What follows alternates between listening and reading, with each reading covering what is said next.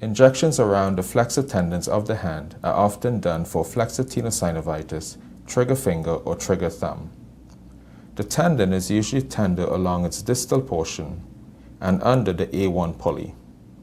The A1 pulley, indicated here in purple, is a fibrous band overlying the metacarpal heads.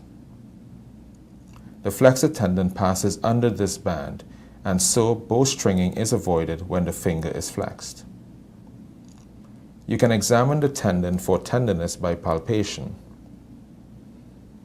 and you can also check for tendon crepitus, nodules, and triggering or locking of the finger.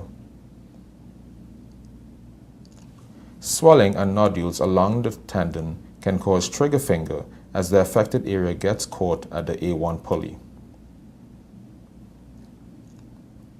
The point for injection of the second flexor is just distal to the proximal transverse crease.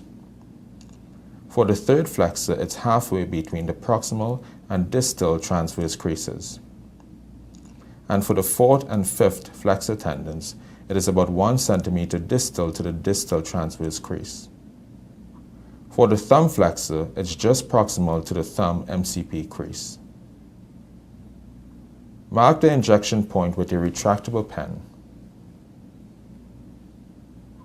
In this case, I am using the third flexor tendon for demonstration.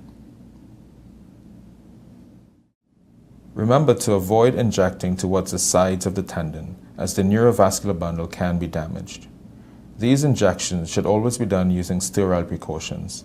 A no-touch technique is used, meaning that once the area is clean, it must not be touched with anything but sterile needles.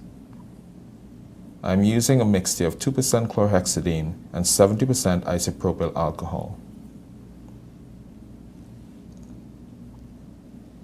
Here I have a 1 ml needle with a 25 gauge 5/8 inch needle and a mixture of 20 milligrams of depomedrol and 2% xylocaine made up to a volume of 0.6 ml.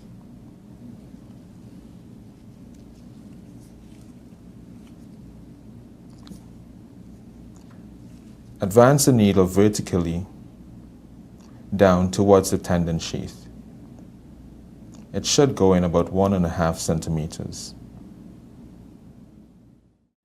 Remember that injection must not be done within the tendon. You can ask the patient to flex and extend the finger. If the syringe moves, then the needle is within the tendon and it should be withdrawn a little and rechecked. Inject the solution. It should go in freely. Dry the area and apply a bandage. Ask the patient to flex and extend the fingers. Pain relief can be almost immediate.